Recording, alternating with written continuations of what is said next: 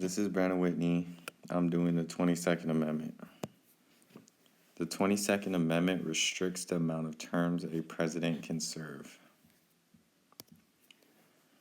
This amendment prohibits an individual who has been elected twice from running for president again. This means that a president can't get elected for a third election. It limits them to only 2 four-year terms in office.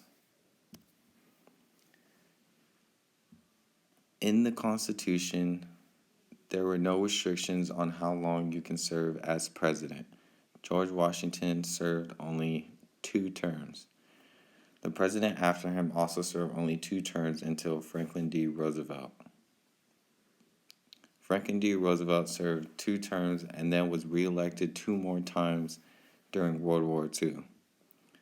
After the end of World War II, the majority of Congress decided it was time to put in a presidential term limit. Eisenhower, Reagan, Clinton, George W. Bush, and Obama served 2 terms and were not allowed to run for a 3rd term. These are some examples of the power of the 22nd Amendment. A controversial issue about the 22nd Amendment was Franklin D. Roosevelt's 4 terms. He decided to break the precedent set by George Washington of only serving 2 terms.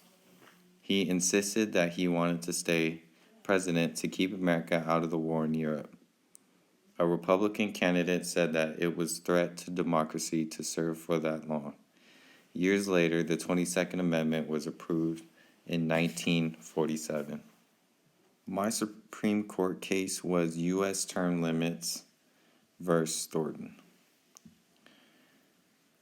The people that were involved were the U.S. Term Limits, a nonprofit advocacy group, and Ray Thornton, an Arkansas politician. It happened in 1995 in Arkansas. In 1992, Arkansas's voter adopted Amendment 73 to their state constitution. This amendment was about term limitations of elected officials within the Arkansas state government. The amendment didn't align with the Constitution. The decision was a 5-4 decision. The Supreme Court of the United States ruled that the states could not impose qualifications for prospective members of the U.S. Congress stricter than those specified in the Constitution. Next is my true and false statement.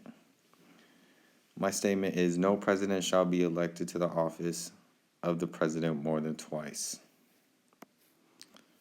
And that statement is true. And that is my presentation. Thank you.